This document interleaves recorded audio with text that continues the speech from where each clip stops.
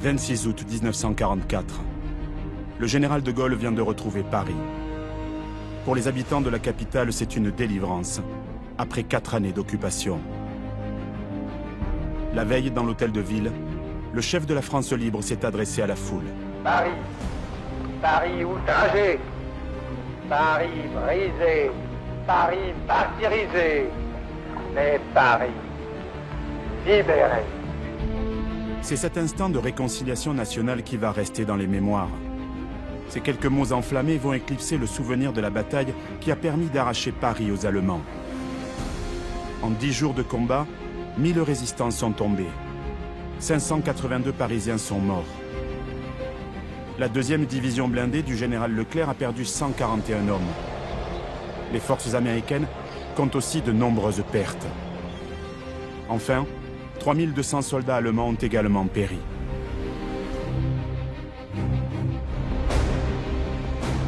Journaliste et historien, j'ai voulu savoir ce qui s'était réellement passé à Paris entre le 19 et le 30 août 1944. J'ai recueilli des témoignages. Juste à cet endroit-là, il y a un panthère qui était stationné là, en face des Champs-Élysées.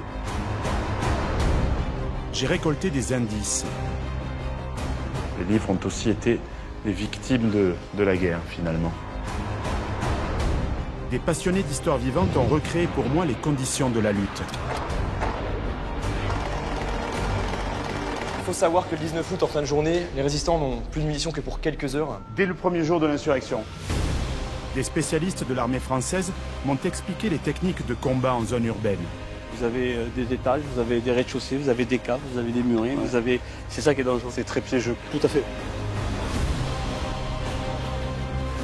Au cœur de la ville lumière, j'ai décrypté une bataille dont le sort s'est joué à peu de choses. Il y a un ordre de destruction de la ville de Paris qui est donné par le Führer. Il y a un ordre de destruction de la ville de Paris. Cette histoire est avant tout celle du courage insensé d'une poignée de résistants et de résistantes, rejoints par une armée d'hommes libres, français et américains. Ensemble, ils ont traversé toutes les épreuves, couru tous les dangers et n'ont jamais renoncé à se battre pour voir s'accomplir leur rêve, la libération de Paris.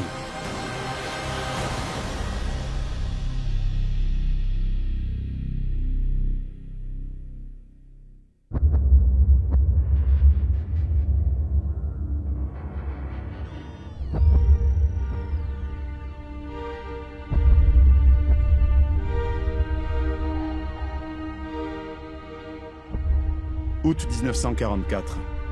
Depuis 4 ans, le drapeau à croix gammée flotte au sommet de la Tour Eiffel. 4 années de privation, d'humiliation et de répression aveugle pour la plus grande partie des Parisiens. Au carrefour, les panneaux indicateurs réaffirment la présence de l'occupant. Paris capitale s'efface. Elle n'est plus que le Grosse Paris, point névralgique de l'appareil d'occupation allemand.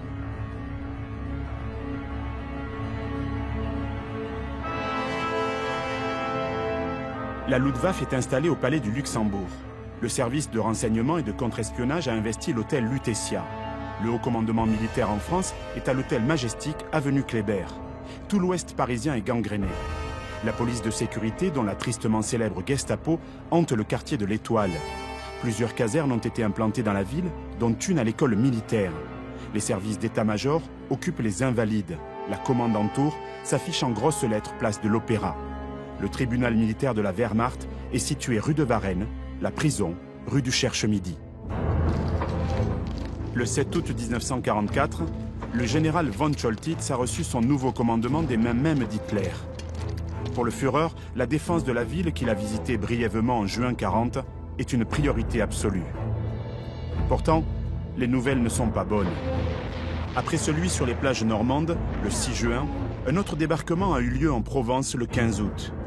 La première armée française et 3 divisions d'infanterie américaines s'apprêtent à remonter la vallée du Rhône.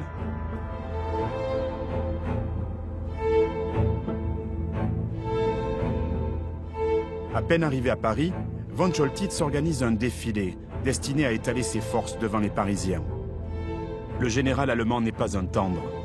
Il a fait déporter 50 000 juifs et s'est illustré à Rotterdam et Sébastopol.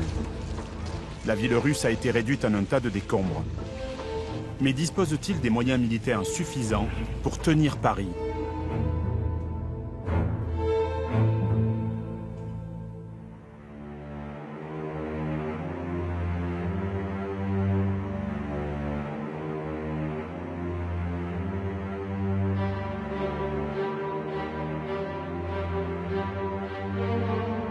Gilles Primou a consacré une partie de sa vie à l'histoire de la libération de Paris. Depuis des années, il compile les témoignages, réunit les indices et rend hommage aux combattants morts pour la liberté.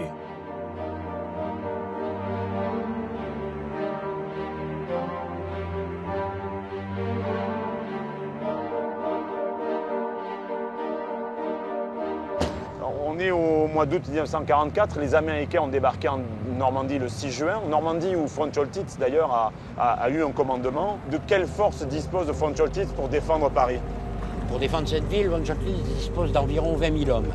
Ce ne sont pas des troupes d'élite, ce sont des soldats assez âgés. Beaucoup d'employés d'état-major qui sont restés sur place. Il va les intégrer aux 3-4 régiments de sécurité qui sont en place. Et il va bénéficier de la présence et du passage de troupes qui viennent de Normandie. C'est comme ça qu'on retrouve des SS au fort de Vincennes, on retrouve des Géorgiens de l'armée Vlasov au fort de Romainville. Est-ce qu'il a des blindés à sa disposition de la DCA? Il a une grosse dizaine de chars. Il y est équipé en DCA et il a une ceinture de canons de 88 dans le sud-ouest de la région parisienne. Est-ce que Paris a été fortifié? Les Allemands ont fortifié des endroits stratégiques qu'ils occupaient, l'hôtel Majestic, les jardins du Sénat, et puis dans beaucoup de rues, on trouvait des casemates, des petits bunkers. Et quels sont les ordres que le Führer lui a donnés quand il a pris son commandement de ses mains, justement? Quand il prend son commandement, les ordres sont de maintenir le passage libre. Les troupes qui se replient de Normandie doivent passer par Paris et par les ponts parisiens. Et par les ponts parisiens. Au fur et à mesure de l'évolution de la situation, les ordres vont changer et cela va être de détruire les usines, détruire les ponts. Donc il y a quand même un ordre de destruction de la ville de Paris qui est donné par le Führer? Il y a un ordre de destruction de la ville de Paris. Mais dans l'intention de Adolf Hitler, c'est quoi? C'est faire de Paris un nouveau Stalingrad? Un nouveau Stalingrad, peut-être pas, un nouveau Varsovie, comme ça se passe en même temps en Pologne, oui, tout à fait.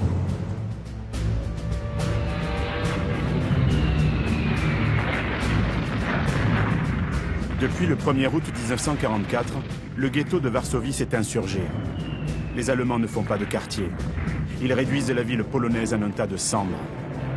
Paris pourrait subir le même sort. Dans sa folie destructrice, Hitler souhaite même envoyer vers la capitale l'un des monstres de son artillerie, le mortier Karl, dont les obus de 2 tonnes peuvent perforer 45 cm d'acier. Dans Paris, la pression monte. La capitale est au bord de l'asphyxie. Les usines ne fonctionnent plus. Le sabotage des voies ferrées empêche l'approvisionnement de la garnison allemande et des Parisiens. Le gaz est supprimé. L'électricité est une denrée rare. 2 millions de vélos ont remplacé les voitures faute d'essence. La vie économique est totalement paralysée. Le climat est à l'insurrection. Les cheminots sont en grève depuis le 10 août. Le 15, la police cesse également le travail.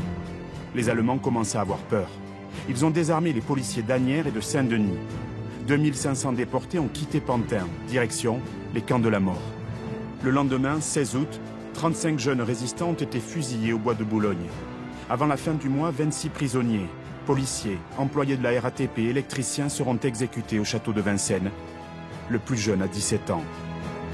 Le mercredi 17 août, 1500 fonctionnaires manifestent devant l'hôtel de ville. Le lendemain, jeudi 18 août, les postiers et les infirmières rejoignent le mouvement. Dans l'après-midi, les syndicats CGT et CFTC appellent tous les travailleurs à la grève. Au nez et à la barbe des Allemands, une affiche apparaît sur les murs de la ville. C'est l'ordre de mobilisation générale. Tous les Parisiens doivent rejoindre les rangs des forces françaises de l'intérieur. Gilles, sur les affiches qui fleurissent le 18 août 1944, il y a une signature à poser.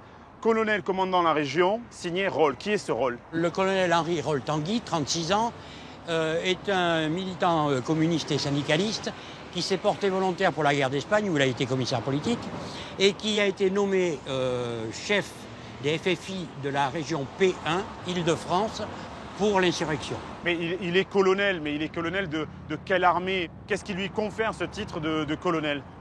L'armée des FFI, des Forces françaises de l'intérieur, a été créée en février 1944. Elle est sous le commandement du général Koenig à Londres. Avec le général de Gaulle. Avec le général de Gaulle. Représentée en France par le délégué militaire national Chaban-Delmas. La France est divisée en 12 régions. La région P1, Île-de-France, a été confiée au colonel Henri Roltangui. Et dans ces forces qui ont été agrégées pour créer les FFI, il y a quoi? Ce sont des groupes résistants différents, c'est ça? Exactement. Les FFI regroupent l'organisation Résistance Armée, l'ORA, l'AS, Armée secrète, les Corps francs des murs, Mouvement uni de résistance, et les FTP, francs-tireurs partisans communistes, que Roltangui connaît bien puisqu'il les organisait en 1942. Donc si je comprends bien, le colonel Roltangui est donc le patron en Île-de-France de toutes ces forces, d'accord? Il va les coordonner, mais physiquement, où est-ce qu'il se trouve exactement? Alors, à la veille de l'insurrection, le PC de Roltangui se trouve rue de Meaux dans le 19e arrondissement. Dès le 20 août, il va venir s'installer ici, place d'Enfer Rochereau, d'accord, dans ce bâtiment. Le bâtiment qui est juste là. Voilà, le service des eaux de la mairie de Paris. Mais là, il est au vu et au su des Allemands, tout le monde peut savoir qu'il est là. Alors, il a installé son PC en sous-sol, d'où il dispose de communications téléphoniques, et les diverses issues lui permettent de recevoir ses agents de liaison qui viennent au nez à la barbe des soldats allemands qui patrouillent dans les rues. Le PC du chef des FFI d'Île-de-France se situe à 26 mètres de profondeur. C'est un abri de défense passive organisé en 1939. Il communique par des galeries souterraines avec la garde d'Enfer Rochereau et les catacombes. Une centaine de marches permet de gagner l'extérieur. Un central téléphonique assure une liaison permanente avec les postes de défense passive, le service des eaux, le métro et la préfecture de police.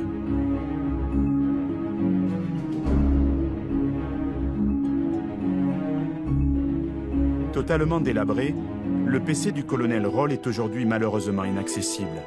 Mais un passionné du Paris souterrain, Gilles Thomas, a réussi à nous faire ouvrir les portes d'un autre endroit très secret, l'abri de défense passive situé à quelques centaines de mètres de la place d'Enfer Rochereau, sous l'hôpital Cochin.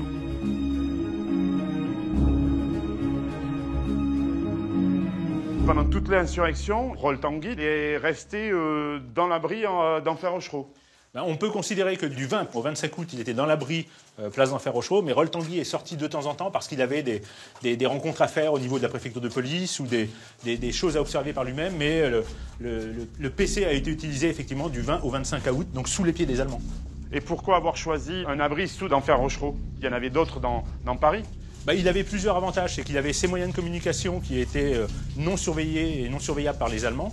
Il était sur la route qui était envisagée comme une des routes que pourraient emprunter les libérateurs. Et il était à grande profondeur et avec de nombreux accès, donc ça permettait de ne pas être un abri souricière. C'est-à-dire s'il avait été attaqué, Roltangui et ses hommes auraient pu se sauver par n'importe quel accès qui menait aux carrières.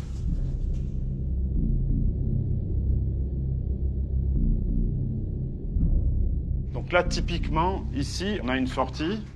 Typiquement, cet abri, comme tout abri, a au moins un accès principal et une, voire plusieurs sorties de secours. Et quand on est dans les carrières souterraines, on a des dizaines, voire 200 sorties de secours pour remonter à la surface. Ici, on se trouve face à un escalier en colimaçon, en béton, et qui est strictement similaire à celui que Roltangui a utilisé le dimanche 20 août, quand il est passé du bâtiment de la rue Schulcher à l'abri qui est sous la place d'Enfer Rochereau. Il descend par un escalier strictement similaire à celui-là. C'est assez impressionnant. Sacrée balade.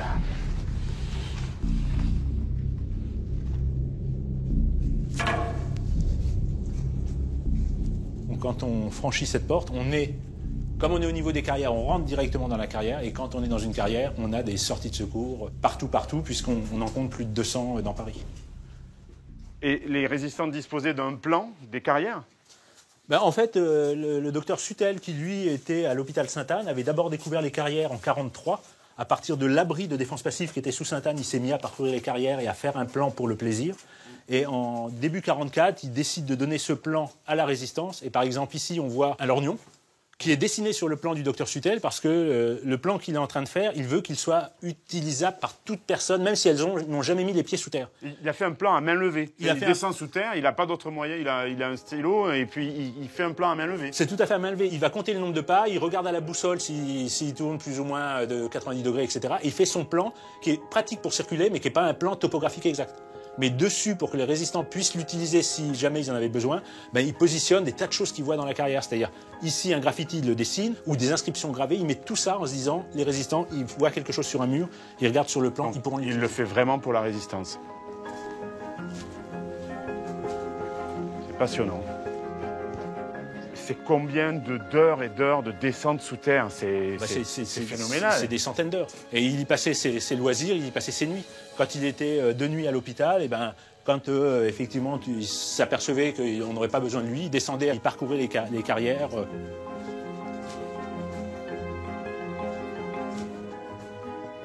Donc ça, ce sont des graffitis qui ont été faits par des visiteurs occasionnels avant que Sutel ne fasse son plan. C'était déjà là à l'époque, en fait. C'était déjà là en 1943. Donc on passe à l'endroit où Sutel est passé pour faire son plan pour la résistance.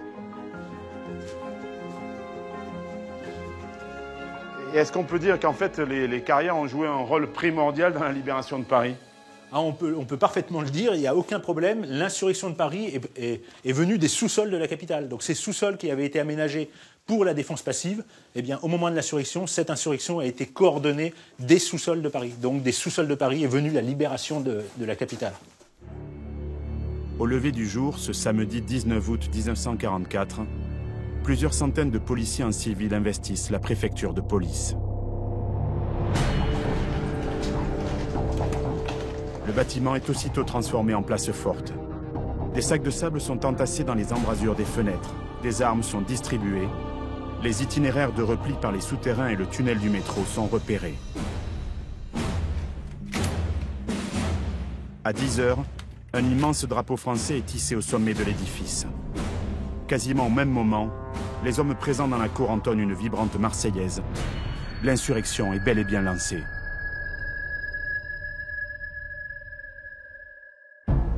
Le vendredi 18 août, les FTP s'étaient emparés des mairies de Montreuil, des Lilas et de Bondy. Le samedi 19, c'est au tour des mairies de Saint-Denis, Neuilly, Vitry et Aubervilliers de tomber. À 7 h du matin, la mairie du 1er arrondissement est prise. Les résistants investissent les halles et la poste centrale de la rue du Louvre. La protection des usines à gaz de la Villette est assurée. Les FFI passent aussi à l'attaque dans le 13e arrondissement. On se bat place de l'Odéon, sur le boulevard Saint-Germain, place d'Italie et sur le boulevard Saint-Michel. La fusillade crépite dans le 17e et le 19e arrondissement.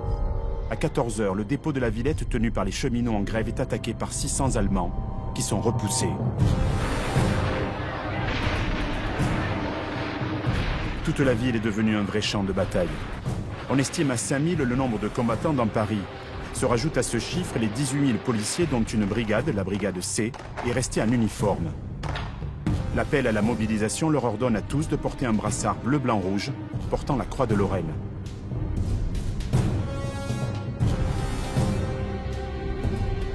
Les combattants ont des consignes très strictes. Ils ne doivent en aucun cas s'enfermer dans les bâtiments conquis. Il faut sortir, porter le danger sur les arrières des Allemands, engager la bataille partout à la fois. Plus facile à dire qu'à faire.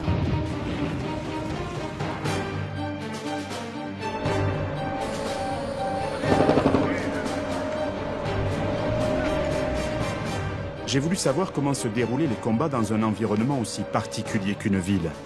L'endroit rêvé, le centre d'entraînement aux actions en zone urbaine de Sissonne, dans l'Aisne.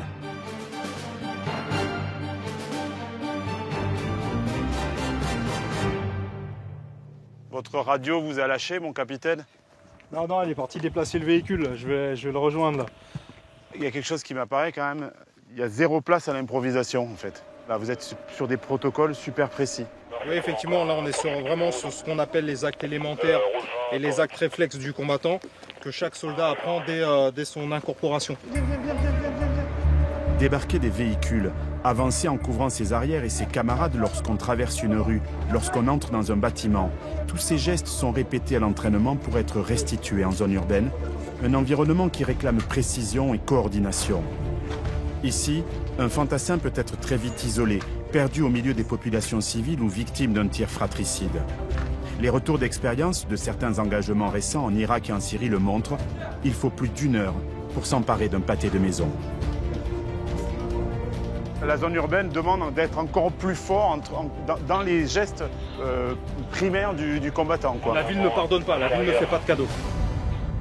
Allez, marquage la porte. Et là, pour vous, ça se passe bien? Là, ça se passe bien, c'est méthodique. Justement, on ne cède pas à la précipitation. On cherche à chaque fois les réalignements. On fait bien des pauses logistiques qui permettent d'évacuer les blessés, de les traiter, de réhabitailler. Donc on est vraiment sur les bons procédés d'exécution. Et on a une unité qui au final, prend l'ascendant sur l'ennemi parce que justement, elle est procédurière et ça se passe bien. Ça veut dire que le temps économise le sang. Exactement, c'est exactement ça.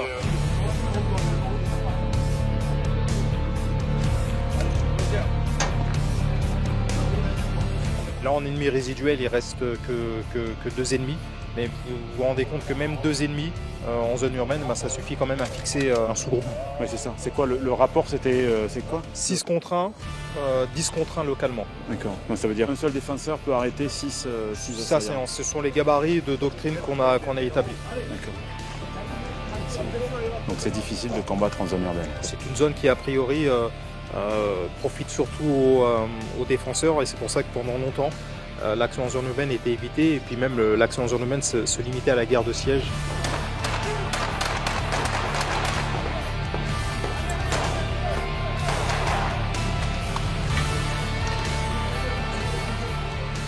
C'est ça qui est compliqué dans la zone urbaine, tous les dangers viennent de partout. Vous avez des étages, vous avez des rez-de-chaussée, vous avez des caves, vous avez des murets, c'est ça qui est dangereux. C'est très piégeux, quoi. Tout à fait.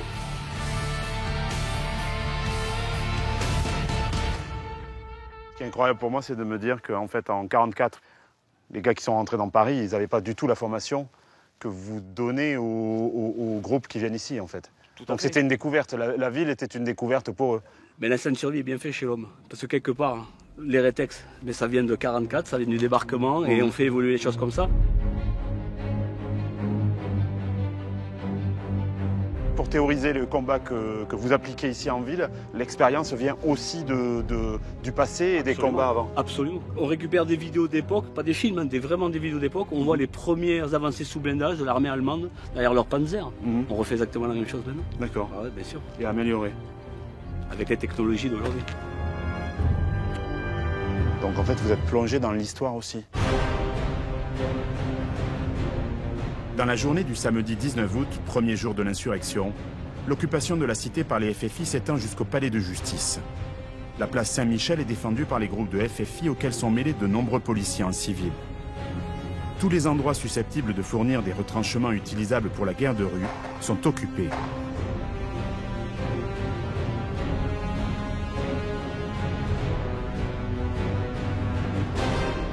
Devant le café du départ, un fusil mitrailleur est en batterie. Les forces allemandes qui essaient d'atteindre la préfecture de police par le pont Saint-Michel sont prises sous un feu croisé venant du palais de justice, de la préfecture de police et de la place Saint-Michel.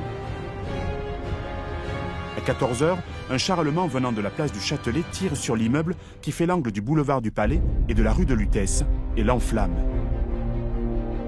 Puis, par le quai de Corse et la rue d'Arcole, il vient se mettre en position sur le parvis de Notre-Dame. 6 autres chars viennent l'épauler. Ils ouvrent le feu sur la porte est de la préfecture. Un char s'avance alors jusqu'à 30 mètres, continuant à tirer. Mais une pluie de grenades le paralyse et son équipage est réduit. Dès le début de l'action, une grosse diversion était opérée sur les arrières des attaquants. 200 à 300 hommes des FFI, armés de fusils et de mitraillettes, débouchent par la rue Saint-Jacques et se répandent sur les quais de la rive gauche. Dans Paris, quelques camions allemands circulent encore, mais les soldats sont inquiets, sans cesse aux aguets, le doigt sur la détente, prêts à arroser les façades des immeubles, à tirer sur le moindre passant jugé suspect. L'hostilité des Parisiens est de plus en plus manifeste. Certains pavoisent déjà leurs fenêtres avec des drapeaux sortis d'on ne sait où.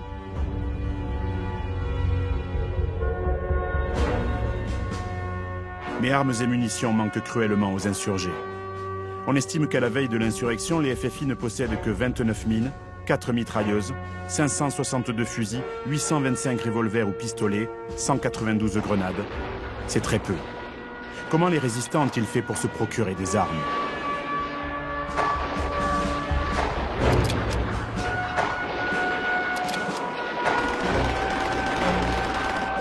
Passionné d'histoire vivante depuis des années, Simon Delérolles a étudié les stratégies mises en œuvre par les résistants dans les premières heures de l'insurrection. Simon, la résistance n'a pas de blindés, elle n'a pas d'artillerie évidemment, et elle n'a pas beaucoup d'armes. Quelle est la tactique qu'elle peut appliquer au début de l'insurrection ? Le premier objectif, ça va être de prendre le contrôle des mairies et des commissariats.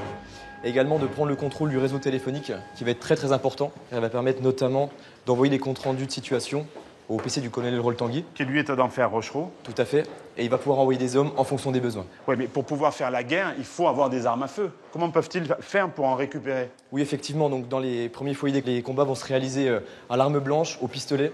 C'est pour ça que les résistants vont appliquer à la lettre le mot d'ordre du colonel Rol-Tanguy qui va être « armez-vous par tous les moyens, récupérez sur l'ennemi avec un pistolet, prenez un fusil ». Donc ils vont former des petits groupes de résistants, de 2 à 3 FFI armés de fusils, qui vont être suivis par des hommes recrutés dans la foule, qui vont, dès que l'occasion se présente, récupérer les fusils et les redistribuer. Et il faut savoir que le 19 août, en fin de journée, les résistants n'ont plus de munitions que pour quelques heures. Dès le premier jour de l'insurrection ? Tout à fait, dès le premier jour. Donc une trêve va s'imposer pour justement permettre de calmer la situation. Grâce à l'intervention du consul de Suède, Raoul Nordling, qui a déjà permis la libération de 3000 prisonniers politiques qui allaient être déportés, une première trêve de 50 minutes est conclue pour les abords immédiats de la préfecture de police, le samedi 19 août au soir. Mais au sein même de la résistance, adversaires et opposants de la trêve se querellent. Les communistes désirent poursuivre le combat. Après une nouvelle réunion du Conseil national de la résistance, la trêve est prolongée jusqu'au mardi 22 août, à 16 h. Mais les combats ne cessent pas vraiment. Dès le 20 août, les résistants s'emparent de l'hôtel de ville. Mais armes et munitions manquent toujours. L'avenir de l'insurrection est incertain. Au même moment, le général de Gaulle arrive en Normandie. Eisenhower lui explique que la 3e armée américaine se dispose à franchir la Seine. Depuis la fin du mois de juillet, les Américains ont enfin réussi à percer. En Bretagne, les Allemands sont enfermés dans les ports. En Normandie, après l'échec de leur contre-attaque sur Mortain, 2 armées allemandes sont enfermées dans la poche de Falaise. Débarquées en Provence le 15 août, les troupes alliées remontent la vallée du Rhône. Côté allemand, l'ordre de repli général est donné le 16 août, direction la Seine. Les Américains sont à leur trousse. C'est là, près de Mantes-la-Jolie, que va se jouer un épisode capital de la libération de la France. Historien de la 79e division d'infanterie US et auteur d'un ouvrage sur le débarquement, Régis Giard a suivi le chemin parcouru par les troupes américaines depuis leur arrivée sur les plages normandes. Bonjour Régis. Bonjour Serge. Ça va ? Ça va ? Je supposais bien que la libération de Paris ne s'était pas jouée que dans Paris, mais aussi dans ses alentours. Mais pourquoi m'avoir donné rendez-vous ici, au nord de Mantes-la-Jolie ? Parce que c'est là que les premiers soldats alliés traversent la Seine. Où exactement ? Ici, sur le barrage. Sur le barrage ? Le barrage de Méricourt. Et dans quelles circonstances traverse-t-il ce barrage ? Alors on est le 19 août 1944, Patton a repris la 3e armée début août. Et il poursuit les Allemands partout où il envoie la cavalerie légère, les blindés, partout où il décroche. Et le 19 août 1944, il arrive ici sur les bords de Seine. Et ils arrivent là. Et moi ce que j'aimerais en fait, c'est qu'on refasse le chemin. On va refaire. Ouais, essayer d'aller voir si on peut traverser. Sur le barrage ? Oui, sur le barrage. On essaye ? Allez, on essaye. Allez, on essaye.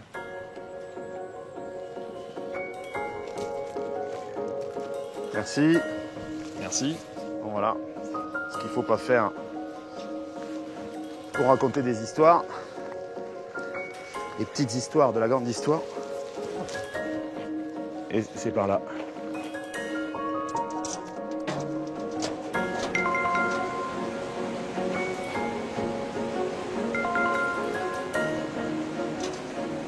Cette construction-là, par contre, elle est récente. C'est les années 60. À l'époque, c'est un barrage beaucoup plus basique avec une passerelle qui passe au ras du fleuve. Mais c'est exactement à cet endroit-là que sont passés les premiers soldats américains. C'est exactement le premier point de passage de la 70e division d'infanterie américaine. C'est d'abord une patrouille avec un officier et 2 sapeurs du génie. l'après-midi du 19 août 44. Et la nuit, ça va être un régiment entier qui va traverser ici. Au départ, l'idée c'est de faire passer ce régiment à cet endroit-là? Non. Au début, la stratégie c'est de faire sauter la passerelle. Mais pourtant, un régiment va passer là dans la nuit du 19 août. Comment ça se fait? Ça, c'est un coup de Patton. Patton, sa stratégie c'est toujours avancer. Donc quand il a su qu'une patrouille était arrivée de l'autre côté de la Seine sans rencontrer de résistance particulière, il leur donne le franchissement. Et donc les gars sont bivouac le soir 19 août. Ils sont réveillés et ils sont forcés de traverser le barrage sous la pluie. Mais au matin du 20 août 44, il a un régiment entier qui est sur la rive gauche de la Seine. Il a sa tête de pont qui commence. Bon, il ne nous reste plus qu'à traverser comme les Américains. On traverse. Allons-y.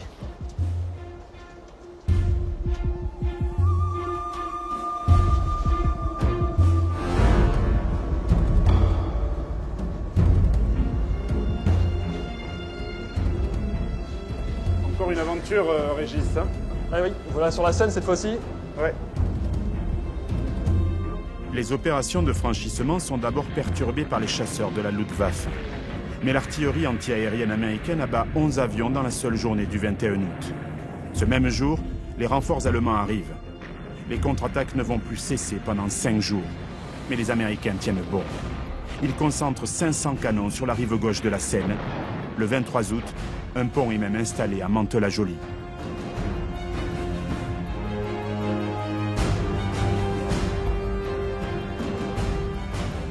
Là, Serge, on arrive à l'endroit exact où était le pont principal pour la tête de pont de Mantes. Ici, il n'y a rien à changer, hein. C'est comme à l'époque, tout est là. Hein. La grue, la collégiale derrière nous, évidemment, les structures bétonnées tout autour. Et en plus, il pleut comme au mois d'août 1944. On est à peu près dans les mêmes conditions. C'est exactement les mêmes conditions. On est exactement raccord. Les Américains ont installé une tête de pont dans le nord de Paris. Est-ce qu'il y en a d'autres ailleurs sur la Seine? Oui, elles sont moins importantes, mais il y a quand même 4 autres têtes de pont au sud de Paris. Alors, nord de Paris, sud de Paris, ça veut dire qu'ils contournent la ville. Est-ce que ça signifie que finalement, ils préfèrent contrôler la Seine plutôt que de prendre Paris? C'est presque ça, effectivement. Paris est plus facile à contourner qu'à attaquer directement.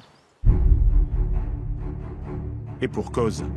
Débarquée début août, l'armée de Patton consomme à elle seule 5000 tonnes de carburant par jour. Les lignes d'approvisionnement s'allongent dangereusement. Il faut transporter de jour comme de nuit les munitions, les vivres, le matériel de santé et les équipements de réparation et de maintenance, débarqués en continu sur les plages normandes.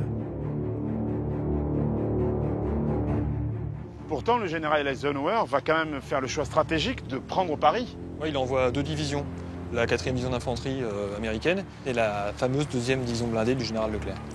Ça veut dire que la 2e DB est sous commandement américain à cette époque-là? Elle est sous commandement américain et le général de Gaulle n'exerce aucun commandement militaire sur Leclerc. Mais Leclerc va quand même forcer la main un petit peu des Américains pour rentrer dans Paris. Ouais, depuis qu'ils ont débarqué la 2e DB le 2 août 1944, leur objectif c'est clairement Paris.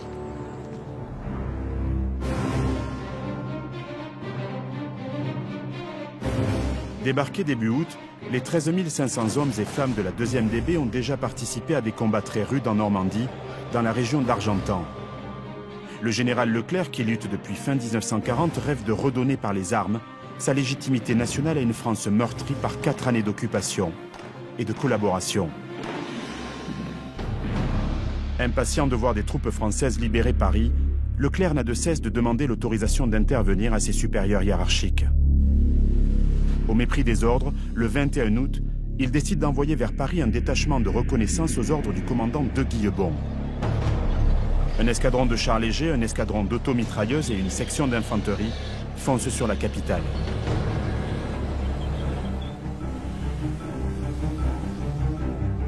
Le soir du lundi 21 août, de Guillebon et ses hommes atteignent Nogent-le-Roi sans combat. Puis après 24 heures de reconnaissance entre Arpajon et la région nord de Rambouillet, ils trouvent le contact le 23 août près de Trappes, tenu par des unités de la Luftwaffe, l'armée de l'air allemande.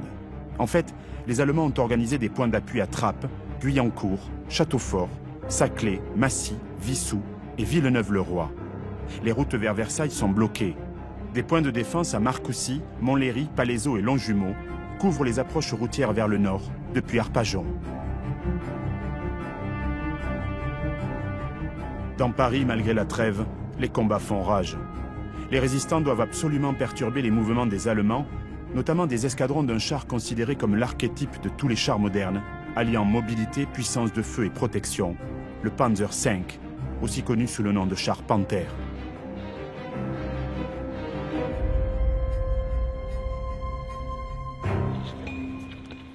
Le 21 août, le colonel Rol-Tanguy applique une nouvelle tactique. Il fait placarder une affiche sur les murs de la capitale. En raison des réactions possibles de l'ennemi en retraite, la population parisienne est invitée à empêcher les éléments blindés de circuler dans Paris en dressant immédiatement des barricades. Hommes, femmes, enfants, jeunes, vieux, tous aux barricades.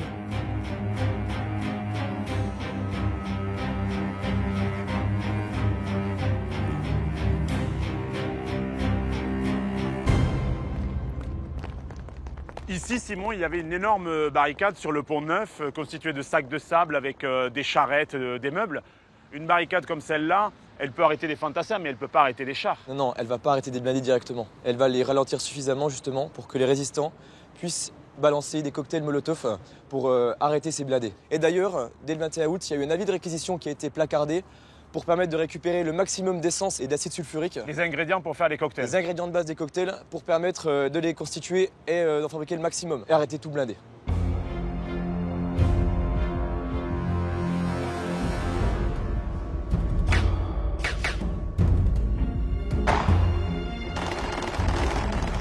Après le 22 août, au moins 500 barricades sont échafaudées un peu partout dans Paris. Les Parisiens sont dans les rues. La bataille fait toujours rage près du Palais Royal, place Pereire, place Saint-Augustin, place du Panthéon, place Maubert, place de la Chapelle, rue de Seine et autour du Sénat. Finalement, on se rend compte à quel point les résistants, en harcelant les Allemands, ont réussi à les déstabiliser. C'est vraiment une guerre de guérilla sur les arrières de l'ennemi. Et ça marche. Et pendant tout ce temps, les Parisiens, eux, ignorent totalement l'arrivée de la 2e DB. Effectivement. Le 22 août 1944, à 19h15, Leclerc reçoit l'autorisation de faire mouvement sur Paris. Eisenhower a changé d'avis. Il était temps. Le 23 août 1944, à 6h30 du matin, la 2e DB s'ébranle. Le défi est de taille. Il faut faire parcourir 200 km à environ 4000 véhicules pour les regrouper autour de Rambouillet. Les colonnes suivent 2 axes, de C à Saint-Cyr pour la première, de Carouge à Limours pour la seconde. Paris réussit. Le général Leclerc établit son PC à Rambouillet à 13h. Le reste de sa division le suit dans la journée. Le 23 août au soir, la 2e DB est donc à quelques encablures de la capitale, mais la ville est bien loin d'être libérée. Dans Paris, la stratégie des barricades porte ses fruits. Les Allemands ne se hasardent plus que dans les grandes artères et privilégient les patrouilles de chars. Mais l'occupant est bien loin d'avoir dit son dernier mot. Le 23 août à 9h du matin, les Allemands s'attaquent au Grand Palais, siège du commissariat central du 8e arrondissement. L'édifice est en flammes. Le même jour, Adolf Hitler réitère ses ordres à von Choltitz. Paris ne doit pas tomber entre les mains de l'ennemi, sauf sous l'aspect d'un champ de ruines. 3 tonnes d'explosifs sont placées sous Notre-Dame, 5 tonnes sous le Louvre. La Tour Eiffel, Madeleine, le Palais Royal et le Sacré-Cœur sont minés. Tous les ponts doivent également sauter et les représailles exercées sur la population doivent être impitoyables. Le Führer n'a pas renoncé à faire de Paris le Varsovie de l'Ouest. S'il suit ses directives insensées, von Choltitz fera 500 000 victimes et lui-même périra sous les décombres. Le temps des insurgés est compté.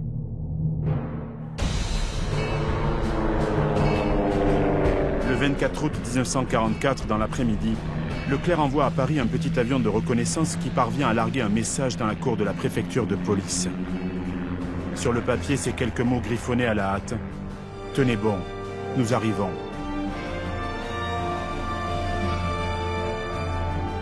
À 7h, le patron, comme l'appellent les hommes de la 2e DB, lance ses troupes. Leclerc a organisé sa division en groupements tactiques portant le nom de leur chef, le groupement tactique Billotte et le groupement tactique Langlade. Ce sont des unités composées d'infanterie, de chars et d'artillerie qui devront combiner leurs forces pour progresser le plus rapidement possible. Leclerc mise sur la rapidité. Mais cette marche forcée vers Paris ne sera pas une partie de plaisir, car les Allemands attendent à l'embuscade.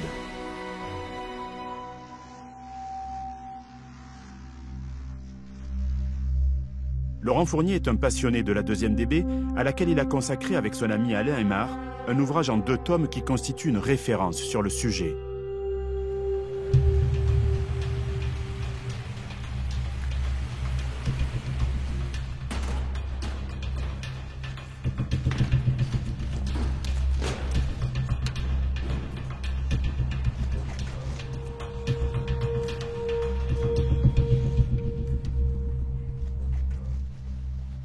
Bonjour Laurent. Bonjour Serge. Explique-moi, quelles sont les intentions stratégiques de Leclerc lorsqu'il donne ses ordres au groupement tactique de l'Anglade, Biot et Dio? Alors il leur demande de foncer sur Paris, de ne pas se laisser accrocher par les points de résistance allemandes et d'investir la capitale pour la libérer. Le but c'est vraiment d'aller à Paris? Absolument. Et ça va se passer comme prévu? Malheureusement non, les artilleurs allemands vont se charger de contrer les plans de Leclerc. On a une image de la 2e DB qui rentre dans Paris avec la fouille en liesse, mais en fait, ce que vous me dites là, c'est que les Allemands avaient bien organisé une défense dans le sud de Paris. Absolument. Alors le 24, le groupement tactique Langlade est à Rambouillet. Le groupement tactique Biot est à Limours. Donc quand de Langlade part à l'attaque, il traverse la vallée de Chevreuse et ainsi de suite sans encombre, Saint-Rémy, et arrive à Châteaufort. Il rencontre un terrain miné, donc il faut dégager le point miné. Et après, les points durs qu'il va rencontrer, c'est à Toussus-le-Noble, où il va y avoir une forte concentration d'artillerie allemande, et à Jouy-en-Josas, où là, encore une fois, les 88 Allemands vont se charger de ralentir la progression de l'Anglade vers le pont de Sèvres. Une fois que le verrou est sauté, ils vont passer par Clamart, et à ce moment-là, Clamart, encore une fois, ils vont rencontrer un petit point de résistance qui va être vite annihilé, et après, ils vont arriver jusqu'au pont de Sèvres. Le soir du 24 août. Le soir du 24 août. En ce qui concerne Biot, par contre, lui, ça va bien se passer jusqu'à Longjumeau. Par contre, à la sortie de Longjumeau, là encore une fois, l'artillerie allemande du 105, du 88, du 115 et du 37 va freiner la progression. Et après, le prochain point dur, ça sera la Croix de Berny, mais aussi du côté de la prison de Fresnes. La progression va reprendre vers Bourg-la-Reine. Et à l'entrée de Bourg-la-Reine, encore une fois, un autre 88 qui vont faire sauter. Mais le soir arrivant, ils vont s'arrêter à la Croix de Berny. Ça signifie qu'au soir du 24 août 1944, les objectifs qui étaient de rentrer dans Paris ne sont pas atteints. Absolument. Bloqué à l'entrée de Bourg-la-Reine, le général Leclerc piétine d'impatience. Avisant le capitaine Raymond Dronne qui passe à sa hauteur, il l'interpelle. Le 24 août au soir, le général Leclerc décide d'envoyer le capitaine Dronne dans Paris, mais qu'est-ce qu'il lui dit exactement? Il lui dit de foncer sur Paris, de ne pas se laisser accrocher, et d'entrer dans Paris et de prévenir les Parisiens que toute la division sera demain matin dans Paris. Ce que je te propose, c'est de refaire le chemin du capitaine Dronne à bord de ce half-track. Extra. Alors, par contre, il s'appelle le Guadalajara, il y a un drapeau qui est un drapeau républicain sur le côté. Pour quelle raison Eh bien, à la formation de la 2e DB à Témara au Maroc, beaucoup d'Espagnols, de républicains espagnols vont venir rejoindre l'armée française pour continuer le combat contre les nazis. Et justement, la 9e compagnie, elle est formée d'Espagnols, environ 140 à 150 Espagnols, d'où son nom Nueve et non pas 9e compagnie. Entonces, adelante, allons-y.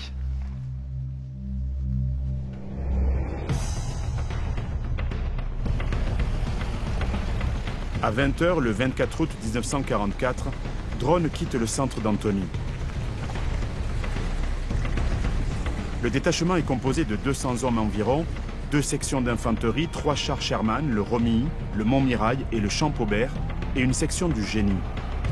Les 2 sections d'infanterie sont portées par 12 half-track, le premier véhicule de transport de troupes de l'armée américaine à être utilisé en opération.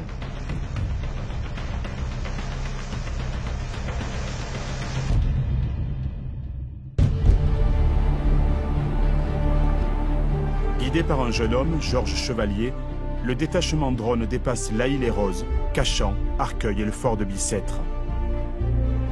À 20h45, il entre dans Paris par la porte d'Italie.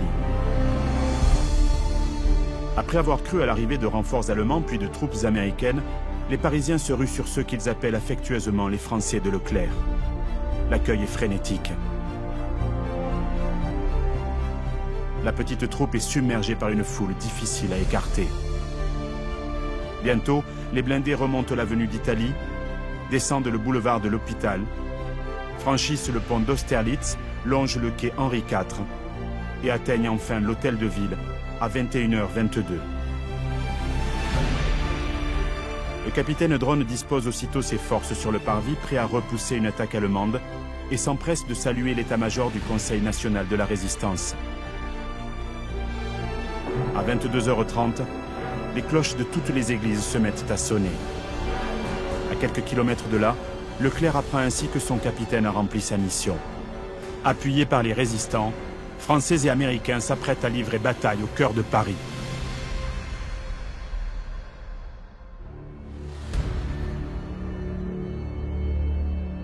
Le vendredi 25 août, un soleil estival brille sur la région parisienne. Le plan du général Leclerc est simple et efficace.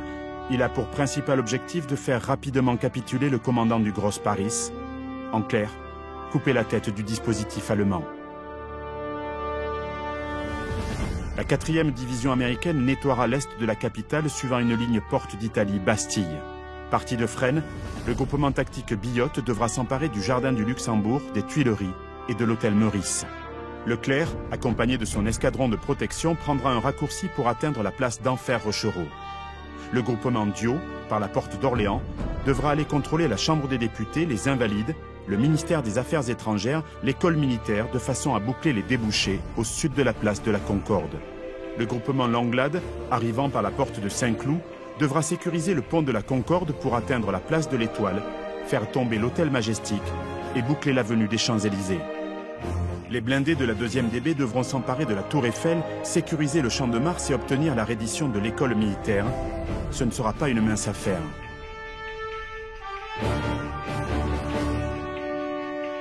Engagé dans les forces françaises libres dès juin 1940, Fred Moore était lieutenant au régiment de marche de Spahis marocain.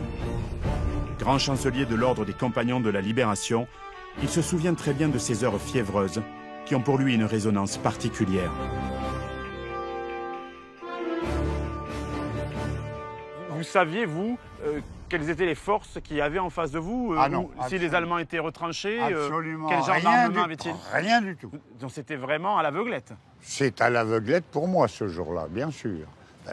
À l'aveuglette, on a quand même tiré dedans. Hein. Bon. Mais je ne suis jamais rentré à l'intérieur, c'était pas ma mission.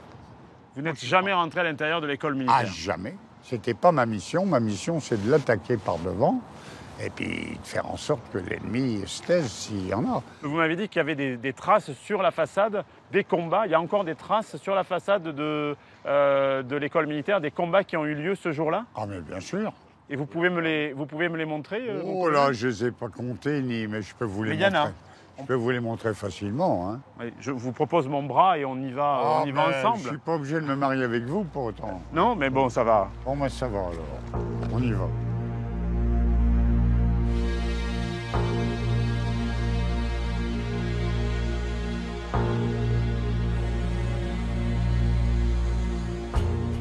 Oui, maintenant qu'on approche, ça c'est un impact de 37.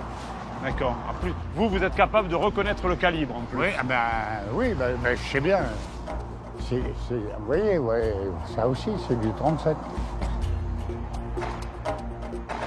Là, pratiquement, je pense que c'est pas du tout du 37 là. C'est très probablement la mitrailleuse. Il y en a beaucoup. Ici, ça a dû tirer pas mal. Ouais. Ça, c'est votre côté. En plus de ça, c'était de votre côté. C'est de mon côté, oui. Comme il est arrivé juste sur la pointe... Oui. Ça a éclaté l'arête, en fait. Vous êtes pleinement responsable des trous qui sont ici, mon colonel. Absolument.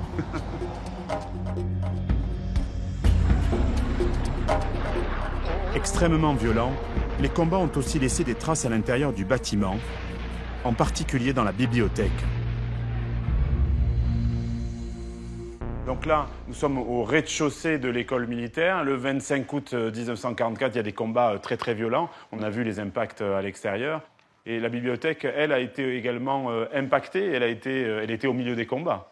Oui, les Allemands occupaient cette bibliothèque et donc les Allemands avaient protégé les fenêtres avec des sacs de sable ou de terre et avaient complété avec des livres. Vous voulez dire que dans les embrasures, en fait, ils ont calé des ouvrages pour se protéger? Exactement. Et donc, certains livres ont été impactés par les projectiles qui venaient de l'extérieur. Voilà, c'est ça. Et c'est ça que vous avez découvert, vous. Voilà. Quand vous restaurez les livres, vous découvrez régulièrement les cicatrices finalement des combats, donc, avec les balles qui venaient de l'extérieur. Et vous en avez donc des exemples particuliers? Donc nous avons retrouvé dans les magasins et dans les vitrines un certain nombre de livres avec des impacts de balles. Certains ont été vraiment ravagés. C'est un impact par le dos. Et récemment, j'ai été attiré par une boîte de conservation où on entrepose et où on met les livres brochés qui sont fragiles. Et j'ai été attiré par ce trou. Donc j'ai ouvert la boîte et le trou continuait dans un livre broché. Donc, bien sûr, j'ai ouvert. Effectivement, le livre a été troué complètement. Et j'ai trouvé cette balle qui était arrêtée dans sa course. Donc, elle est venue de l'extérieur, elle a arrêté sa course, elle a traversé le couvercle de la boîte, elle a arrêté sa course directement dans cet ouvrage. C'est quand même... Et pendant 70 ans, le livre n'avait pas été ouvert, et c'est vous qui l'avez réouvert 70 ans plus tard, 70 ans après la libération de l'école militaire. Les livres ont aussi été les victimes de la guerre, finalement. Ce n'est pas une bataille de rue, mais une guerre de siège que mènent les hommes du général Leclerc. Après 1h30 de combat, les 200 prisonniers allemands de l'école militaire sont rassemblés dans le kiosque à musique du Champ de Mars. La foule est hostile, haineuse, prête à lyncher les anciens occupants qui ont osé résister. Les furieux combats accompagnant la chute de l'école militaire sont symptomatiques de ce qui va se produire aux quatre coins de la capitale.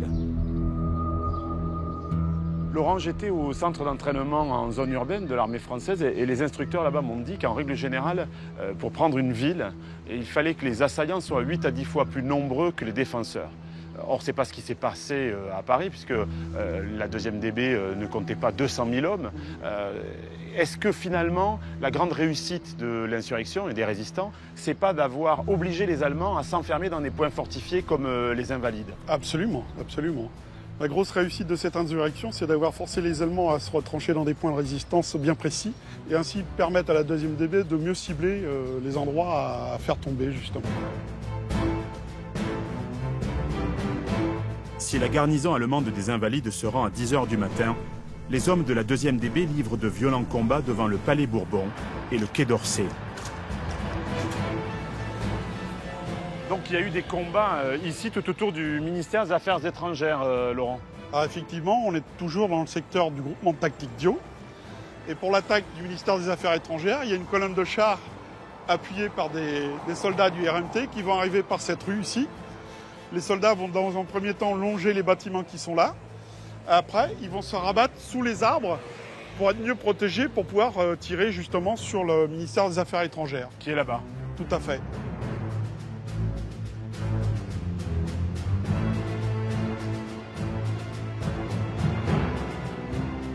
Donc ici, en fait, les fantassins étaient sous le couvert des arbres derrière nous et ils tiraient sur le ministère des Affaires étrangères qui se trouve là. Ah, tout à fait. Il y a les fantassins de chaque côté, derrière les arbres, ça tirait vers les fenêtres et puis les Allemands, eux, depuis les fenêtres, tiraient vers les soldats de la 2e DB. Donc en fait, ici, ça tiraillait de partout. Ah, ça tiraillait de partout, dans tous les sens.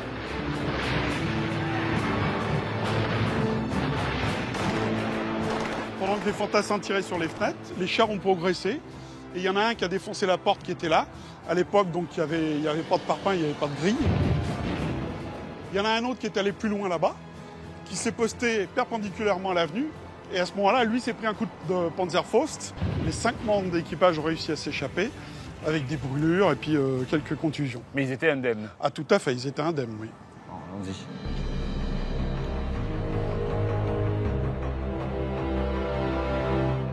Rue des Archives, le capitaine Drone et ses soldats vont devoir lutter pour s'emparer du central téléphonique que les Allemands menacent de faire sauter.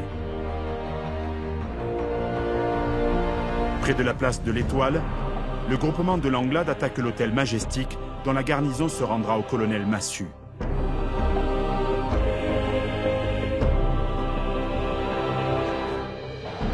Parfois, quelques chars allemands osent sortir de leur point d'appui sans être accompagnés de fantassins pour les protéger.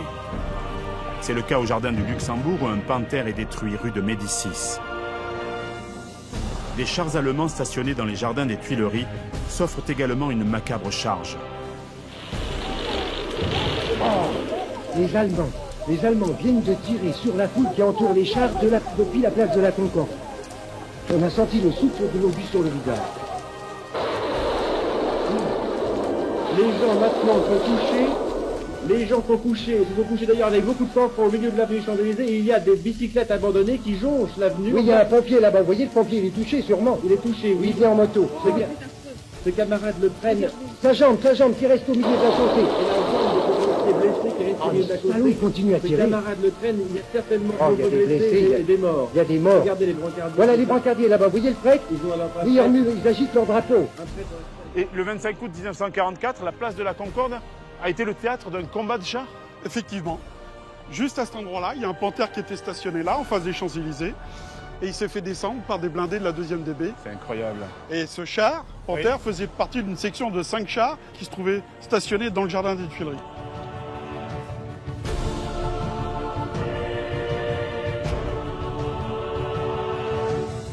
Il y avait donc 2 panthères qui étaient à droite, côté Seine, et il y en avait 2 autres qui étaient côté gauche, côté Rivoli. Mais pourquoi avoir mis autant de chars dans un si petit espace? Tout simplement pour protéger von Choltitz, qui avait pris ses quartiers dans l'hôtel Meury, justement rue de Rivoli, qui se trouve là. Ici même? Ici même. Aux Tuileries, 6 blindés, dont 4 chars Panthère et une vingtaine de camions ont été détruits. 160 véhicules et 350 hommes ont été capturés. À 11 h du matin, le colonel Billotte avait envoyé un ultimatum au commandant du Gross Paris. Mais von Choltitz ne veut pas se rendre sans un baroud d'honneur. Il va falloir combattre. Billotte attaque l'hôtel Meurice à 14 h. Après de violents combats, durant lesquels la 2e DB perd 5 hommes, le Meurice tombe enfin. Il est 14 h 40. La commandanture, siégeant à l'Opéra Garnier, tombe également.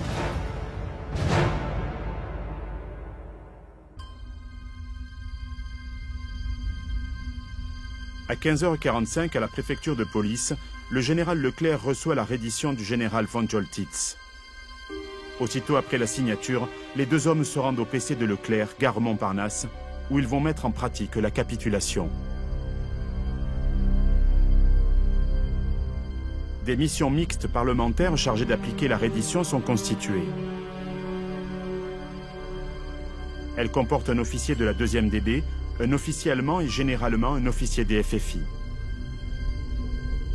À partir de 16 h 30, ce 25 août 1944, les émissaires portent l'ordre de cesser le feu vers les lieux où les combats se poursuivent.